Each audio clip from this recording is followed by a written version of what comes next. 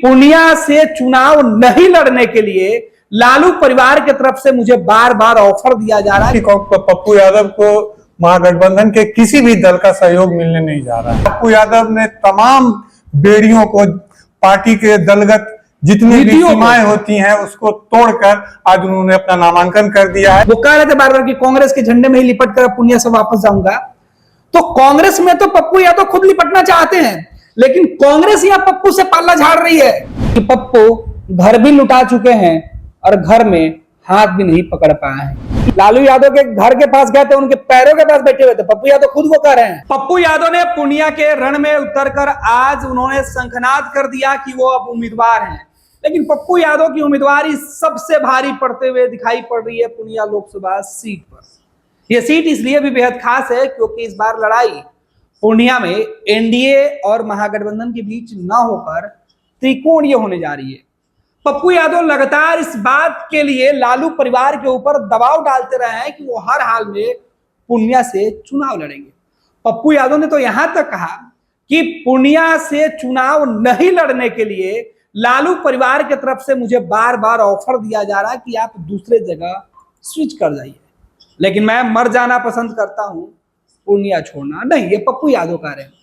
आज पप्पू जब नामांकन पर्चा दाखिल करने गए तो उनके नामांकन में कोई भी महागठबंधन या एनडीए गठबंधन या पप्पू यादव के समर्थक में कोई बड़ा चेहरा नहीं था। हालांकि पप्पू यादव यह जरूर कह रहे थे कि वो अकेले नहीं है, पूरी पूर्णिया की जनता उनके साथ है और बड़े चेहरे के तौर पर पूर्णिया के जो वोटर हैं, जो मतदाता हैं, वो उनके सबसे बड़े वीआईपी हैं।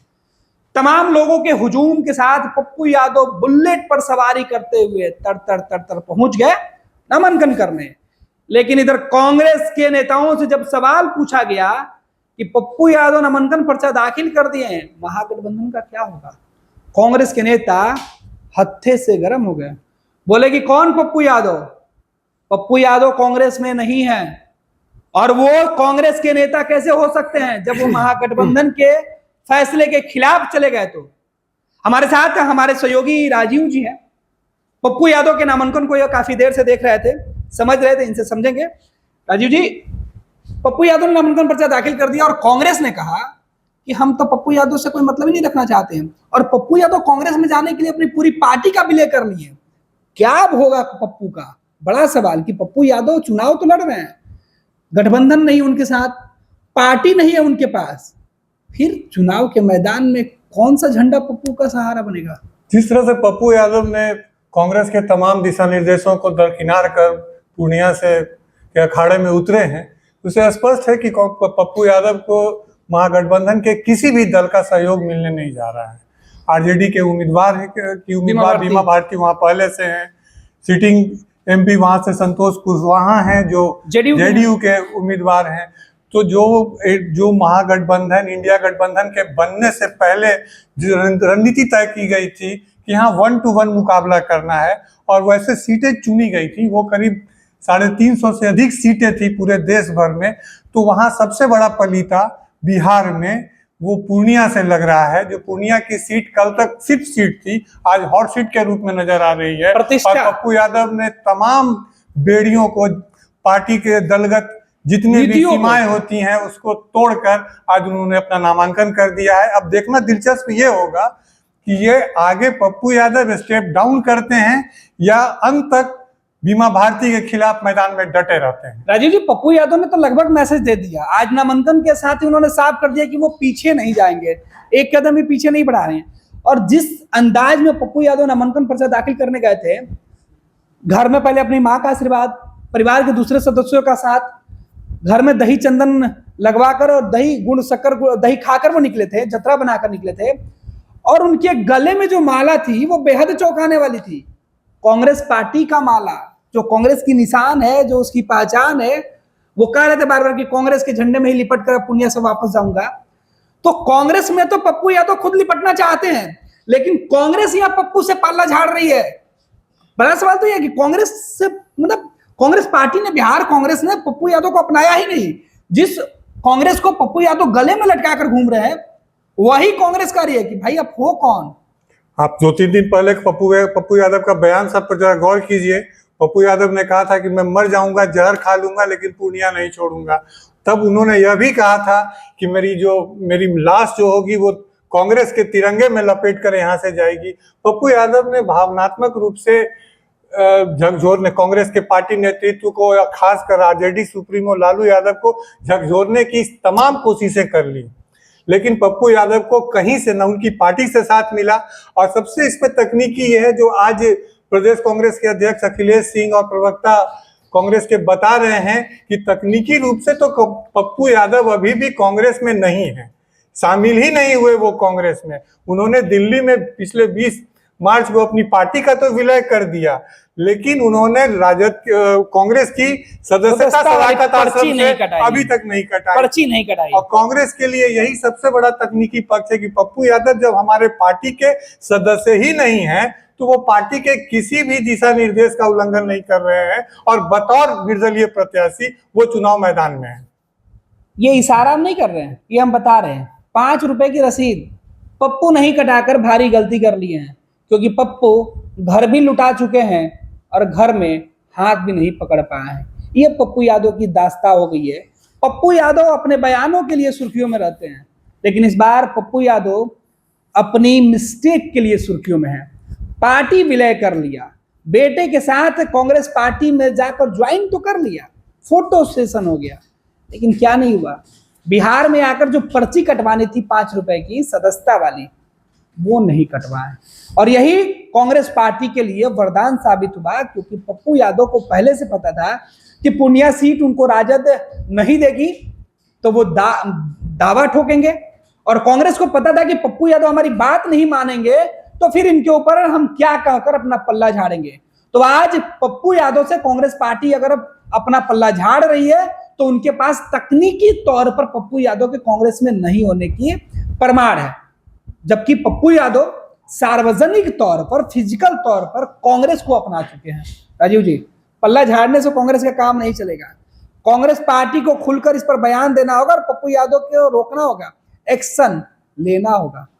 अब इसमें एक तकनीकी मामला यह भी होता है कि कांग्रेस पार्टी पप्पू यादव जो उसके सदस्य भी नहीं है, उसकी सदस्यता भी नहीं हासिल किए हैं, और चुनाव के 15 दिन पहले या पिछले 20 मार्च से जो पूरे बिहार में प्रचारित किया जा रहा था कि पप्पू यादव ने कांग्रेस का दामन छाप लिया और वो पूर्णिया से कैंडिडेट होने जा रहे हैं, कांग्रेस के आधिकारिक प्रत्याशी होंगे वो। उसके बाद गंगा में काफी पानी बह चुका है गणेश, और उसके बाद फिर बीमा भारती की एंट्री होती है, लालू जी के घर पर जाती हैं, वहां से वो सदस्यता ग्रहण करती हैं। ये सब पप्पू यादव के नाक के नीचे हो रहा था, और पप्पू यादव इस बीच भी जो तकनीकी पक्ष से कांग्रेस की सदस्यता इनको हासिल कर लेनी चाहिए थी, तो आज इन पर कांग्रेस या तो इनको पार्टी से निष्कासित करता, जैसे आज पार्टी से निष्कासित कर दिए गए हैं संजय निरुपम महाराष्ट्र से, और कई लोग पार्टी से, तो कांग्रेस वहां पर कुछ इन पर कार्रवाई भी कर सकती थी, लेकिन अभी तो कांग्रेस के भी हाथ खाली है। तो पप्पू के लिए तो ये भी कह सकते हैं कि पप्पू को कांग्रेस ने निकाला भी नहीं, पप्पू कांग्रेस तो निकाल भी नहीं सकती है। ही नहीं तो निकालेगी कैसे? वही बात है कि कांग्रेस तो उनको निकाल भी नहीं सकती है। तो कांग्रेस यहाँ फैसला लेने के मामले में पूरी तरीके से पंगु हो गई पप्पू के मामले पर। अब पप्पू स्वतंत्र है, पप्पू स्वतंत्र है तकनीकी रूप में कांग्रेस पार्टी से, तो वो स्वतंत्र हैं। अब वो जाप का विलय कर चुके हैं। जाप के किसी भी नेता ने, न केवल पप्पू यादव उसके राष्ट्रीय संयोजक थे, अध्यक्ष थे, पप्पू यादव को छोड़िए, पप्पू यादव की पार्टी के किसी भी सदस्य ने कांग्रेस की सदस्यता हासिल नहीं की है। जो कांग्रेस के प्रवक्ता और कांग्रेस के प्रदेश अध्यक्ष लगातार कह रहे हैं कि पप्पू जब मेरी पार्टी में शामिल ही नहीं हुए, तकनीकी तौर पर उन्होंने सदस्यता नहीं कटवाई, पर्ची नहीं कटवाई, तो फिर उस पर किस तरह की कार्रवाई कर सकती है कांग्रेस?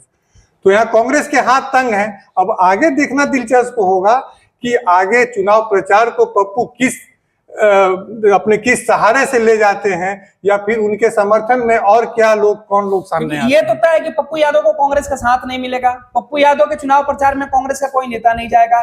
पप्पू यादव के लिए महागठबंधन की तरफ से कोई भी नेता चुनाव प्रचार करते हुए नहीं दिखेंगे। और जो लोग उनके साथ दिख रहे हैं, अगर पार्टी के वो कार्यकर्ता और नेता होंगे, तो पप्पू यादव के साथ जाने का मतलब अपनी पार्टी से बगावत करना है।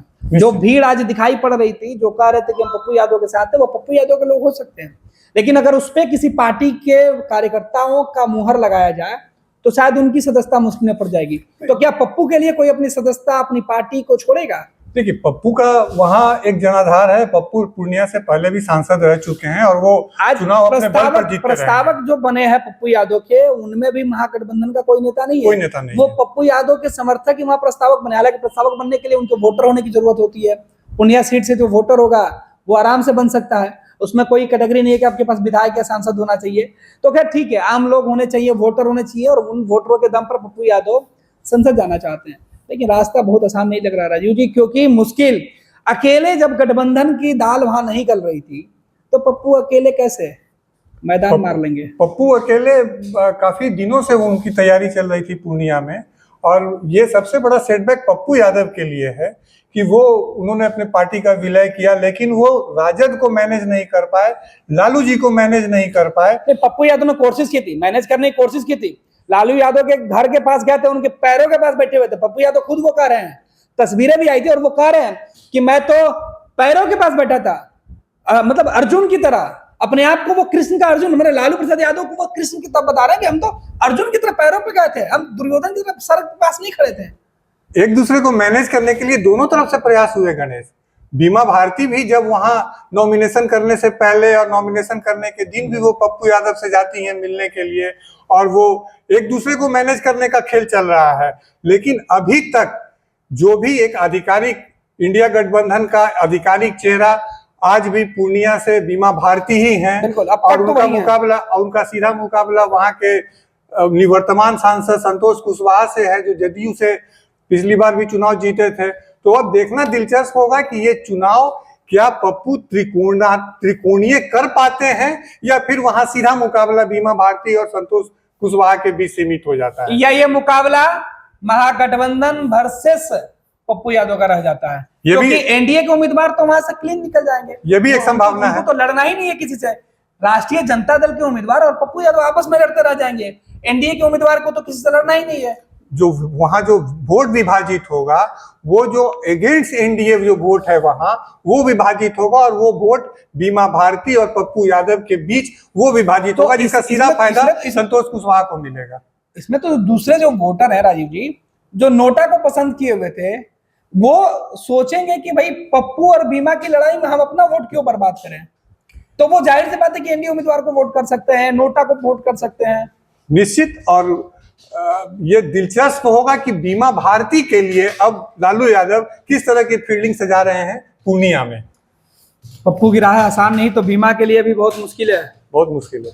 बहुत बहुत धन्यवाद राजीव जी। तो हमारे सहयोगी राजीव जी थे, जो पप्पू यादव के नॉमिनेशन से लेकर तमाम चीजों पर चर्चा कर रहे थे। पप्पू यादव तो नामांकन पर्चा दाखिल कर दिए, और मुश्किल केवल महागठबंधन के लिए नहीं बल्कि एनडीए गठबंधन के लिए उन्होंने खड़ा किया है। अब पप्पू यादव का राजनीतिक जो भविष्य है वो सवालों में है, और उसके साथ ही पप्पू यादव के साथ बीमा भारती, जिन्होंने सबसे बड़ा रिस्क लिया है, रिस्क अपनी विधायकी को खतरे में डालने का लिया है। पप्पू यादव ने अगर अपनी पूरी पार्टी को खत्म किया है, तो बीमा भारती उनसे बड़ी कुर्बानी देकर आई है। बीमा भारती जेडीयू की विधायक थी, और उन्होंने पूरी सदस्यता को दांव पर लगाकर लालू यादव के साथ वो गई हैं। अगर बीमा भारती चुनाव नहीं जीतती हैं, तो उनकी विधायकी जाना पक्का है, क्योंकि जेडीयू खामोश नहीं बैठेगी।